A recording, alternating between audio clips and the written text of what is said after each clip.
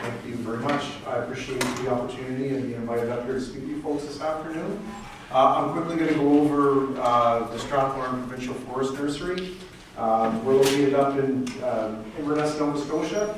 If nobody's ever been there before, you're unfamiliar with it, before I get into the presentation, I'll just present a YouTube video for you guys to look at that way you can have a better perspective of the facility.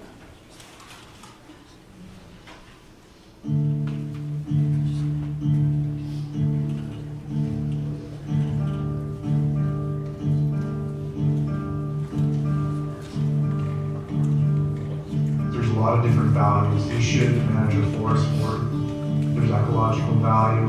There's a value in breeding and maintaining biodiversity and ensuring that there's adequate habitat for the animals that are out there, but there's also economic reasons.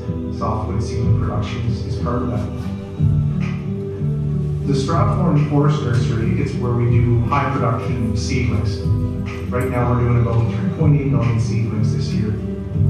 We're in the nursery complex itself at the facility. This is where we do all our germinating and our growing and fertilizing of all the crops that we're going to carry through to about October, November. From there, we'll over to the outside and start the whole process again. We're doing a couple of different varieties of red spruce. We do golden red spruce, we do wild red spruce. Two different varieties of red spruce.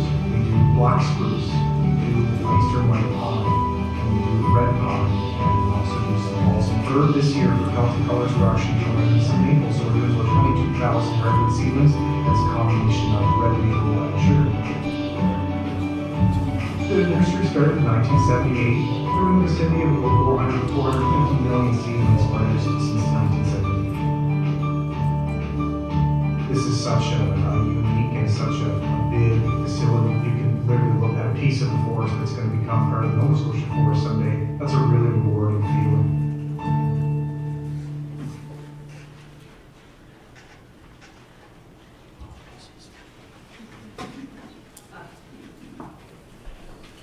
Okay, so just a quick video just to give you guys an idea of what the forest nursery actually looks like.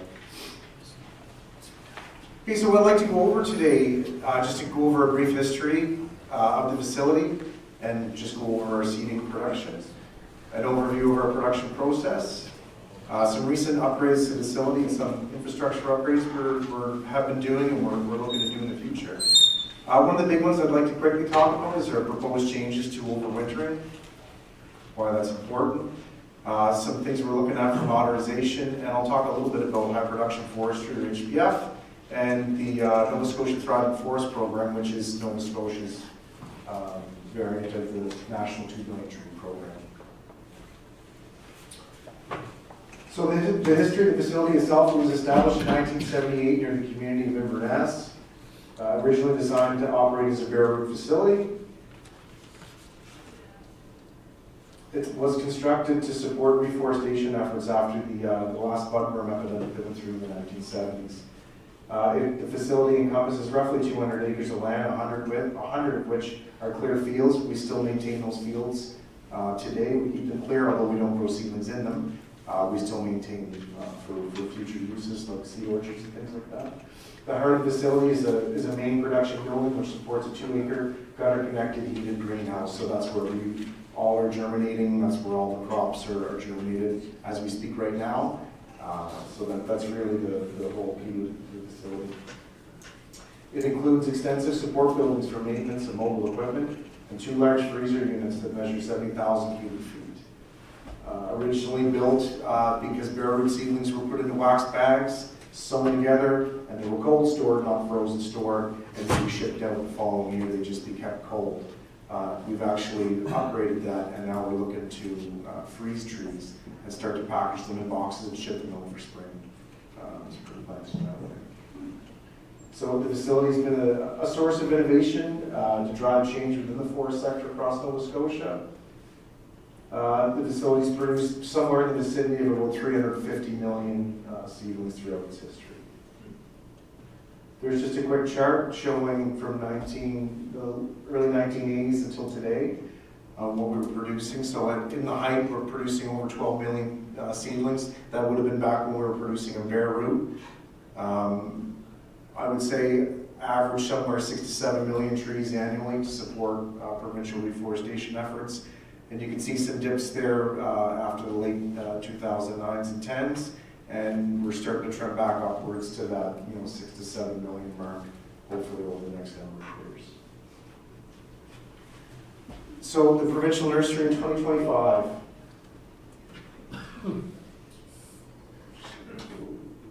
Nope. So we're continuing to deliver on our core business objectives, which is the production of high-quality forest seedlings to support the provincial reforestation efforts. We're supporting and help development programs aimed at restoration of habitat soils. We currently participate in support Atlantic, which is the Atlantic Tree Improvement Council, which is a grouping of a lot of the different players across the Maritimes, and it all has to do with tree improvement breeding. We currently employ 3 full-time staff, 14 seasonal and 20 student casual positions annually. So just a brief overview of producing trees. So everything starts in the orchards. So we're collecting and we're storing genetically enhanced native seed. This seed is very special. It's been bred over the last 40 to 50 years to improve growth rates and other traits that are desirable for softwood trees. The seed is collected and stored in the provincial seed bank, and then it comes out to be utilized and gone through a nursery process each spring. So the tree improvement program, it's continual improvement of stock through staff working in the tree improvement program and partnership through the Atlantic Tree Improvement Council. So they're constantly looking and driving this whole process forward. It's the reason that we can, that we can get seed with 90% plus germination rates. It's the reason we can, produce trees that can produce 20% more growth per hectare than seeds that are just, produced in nature. So it really is, it's a really important and often underrepresented part of silviculture and forest planting, but the tree improvement program is a real key there. And it's going to be key to the success of high production forestry in this province. So an overview of seedling production. So again, seeds are sown April and May. So right now at the nursery, we've taken the seeds that we're gonna sow in the house that come from the provincial seed bank. They're stored at extreme cold temperatures. They can last for 15 to 20 years or even longer. Stored, we withdraw them as we need and produce seed for our reforestation programs every year. So we're working a year ahead of industry. So we're planting what was cut last year. So every year we're trying to plan and see where everything's going to fall the following year. So it can be quite challenging, but we're working a year ahead. So what we sow here can potentially go out for a fall plant this year if we sow it early enough in the house, March, April. The majority of the seedlings that are produced are going to stay with us. They're going to be overwintered, and they're going to go out to industry next spring. So I'm working on trees for spring 2026. And I've grown the trees, and they're stored outside, most of them, under tarps, pallets, and plastic, and they'll be going into support programs that are probably going to be starting in the next 2 to 3 weeks here, I would say.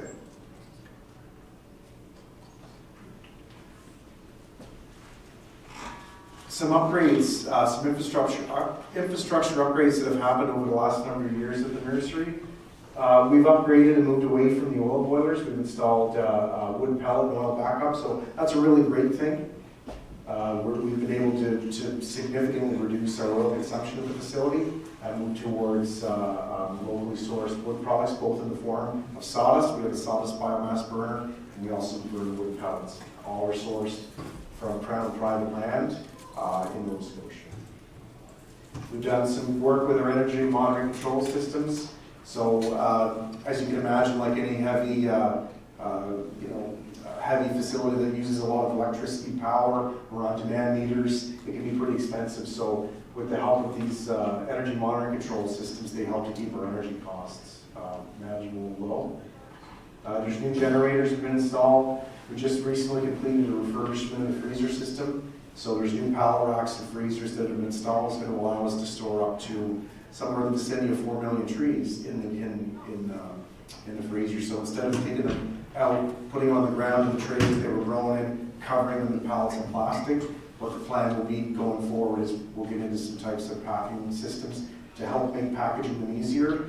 And once we get that and get that efficiency, we should be able to start packaging seedlings in boxes, pallet them, put them in, and then it makes things a lot easier for a lot of different reasons that I can get into if we have some time for questions afterward.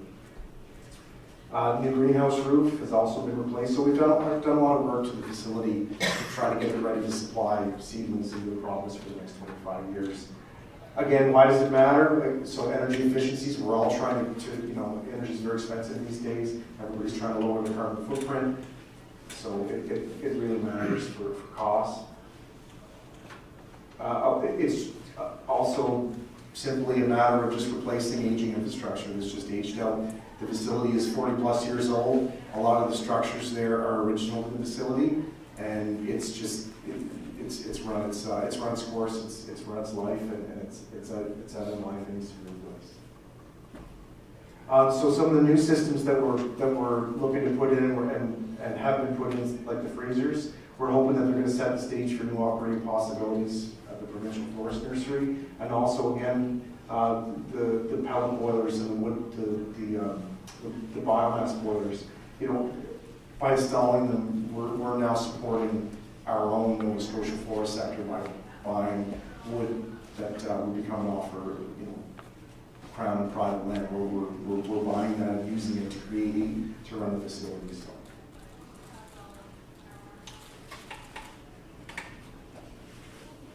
So this one is a big change that we're hoping to do here, is changing our overwintering system. So what we want to do is we want to change away from overwintering outside, and we want to get into packaging seedlings. So why would we want to do this? It's very labor intensive to move trees outside. It's hard work. And as you know, within most sectors, it's getting harder and harder to find folks to work, and it's getting harder and harder to find folks that want to do that kind of work. So it's quite challenging to store them that way. In part, it's a response to a changing climate. Seedlings that are stored outside used to do very, very well, and still can, when you have the snow cover to protect them. You've seen now that in November and December, our snow cover is scant a lot of the time. And so when they're not insulated, they're not protected through all these freeze-thaw cycles that happen every November and December, that's really, really hard and damaging on the trees. So just like any commodity operation, you paid up front to grow your seedlings, and you have to recover the money the next year. If they're damaged or destroyed because of a bad winter or inclement weather or lack of snow cover, that's it. You can't recover the cost. Or if you're sending poor quality seedlings out, that's not good either. You're shouldering the risk, you're shouldering the cost on the contractors, and so it's a big one. You take them and you pack them into boxes and put them into a climate control freezer. That's it. They're protected. There are risks, freezer breakdown, different things like that, but the risks are far, far less than they would be from storing them outside. I talked a little bit about plant protection. Nowadays exposing a plant to all those freeze-thaw cycles while being stored outside, it's hard, very, very hard on the plant material, and you can take a lot of damage, which can result in lost revenues. There's advantages in the plantation, so when you're shipping trees frozen, they're not actively growing. So every bit of energy and work that nurseries put into their plants every year, it should happen in the plantation. If you can imagine all the trees sitting outside in April, May, June, they all receive their light and temperature cues, and they all start growing at the same time. So the seedlings that get out the door in late April, early May, a lot of that energy will go into the plantations, but the ones that don't get out until June, think of it like sending your car on a trip with a half a tank of gas. These trees are literally, they're actively growing. They want to be growing in the soil that they're destined for, but they're not. And so by sending them out frozen, when they hit the field, they haven't started to actively grow. So all the energy goes into root establishment, and it'll help a lot with that performance in the plantation itself. tree planters aren't handling seedlings that are actively growing. They're very, very delicate when they break bud and start to grow. They're very, very delicate. So if you're handling these trees when they're actively growing, you're inadvertently damaging them. And the trip from the nursery to the plantation can be quite rough, just by the very nature of what we're doing. So there's certainly an advantage there. There's efficiencies that come in labor and work schedule, like I already spoke about. And it just helps reduce the risk of catastrophic crop damage. If you get a late frost, a heavy frost in the spring, and your seedlings are out and under cover, you can take some pretty significant damage from that. If they're in the freezers, at least that portion of the crop that hasn't been planted is still protected. So there's a lot of advantages to cones.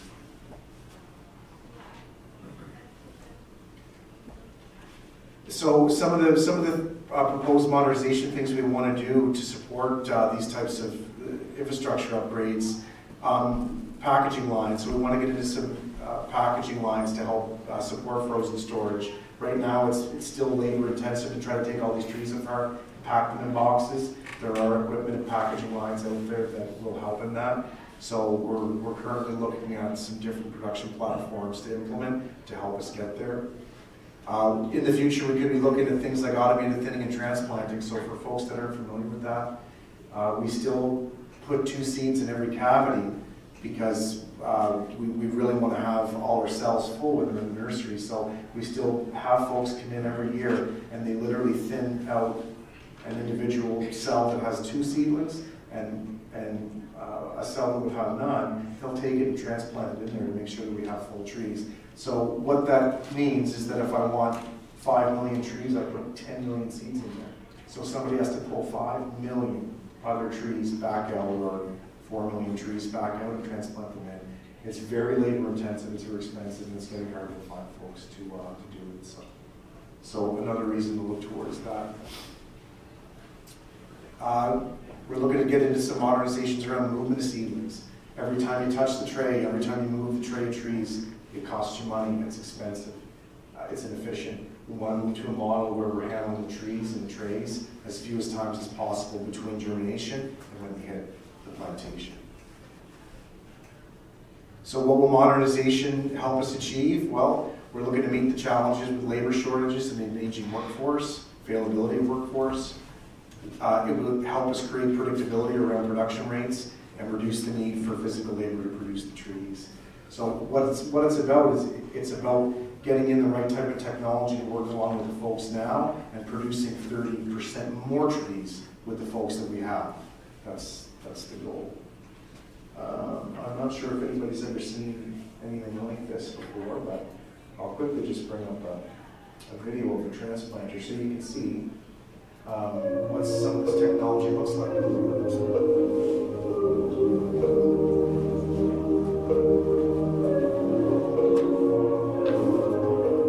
Provincial is een vermeerderaar en veredelaar van nieuwe planten voor de professionele tuinbouw. Ons assortiment bestaat uit perkplanten, vaste planten, meerjarige, snijbloemen, opplanten, heel divers. We hebben hier in Nederland 3 eigen locaties en 4 partnerbedrijven die voor ons produceren. Op jaarbasis produceren we ongeveer 1 miljard planten en die gaan naar de professionele tuinders wereldwijd, maar vooral in Europa.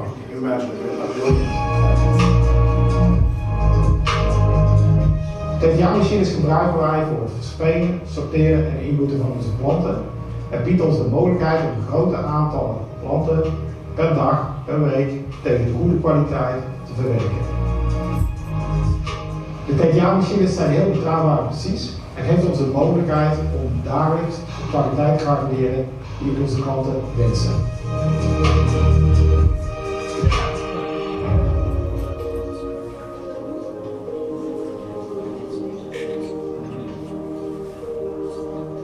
Al ruim 20 jaar werken wij samen met TVA. Het is altijd een heel plezierige en prettige samenwerking, gericht op innovatie. Ze denken mee en helpen ons om onze doelen te behalen.